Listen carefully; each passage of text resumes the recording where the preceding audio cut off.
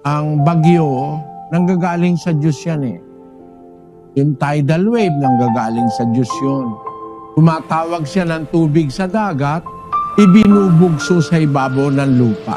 Alam mo kapatid, yung mga natural disaster, nasa kontrol ng Diyos yan eh. Nangyayari yan pagka ang tao napakasama na ang ginagawa para magpaalaala ang Diyos. Nagpapasapit siya ng natural disaster. Ganon din yung tidal wave. Para wag kang matakot, dapat lumapit ka sa Diyos. Iingatan ka niya sa gitna ng mga yan. Kasi paalala yan ng Diyos para ang tao magbalik loob sa Kanya. Hindi lang natin naintindihan yung mga natural disaster na nangyayari.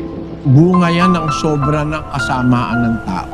Di na kumikilala sa Diyos, marami nang ayaw man lang na manalangin sa Diyos, tumasama ng masyado ang tao. Ang ginagawa ng Diyos, nagpapasapit ng mga ganyan para maalala siya ng mga tao. Tingnan mo, pag lumilin doon, marami na nanalangin. Kaya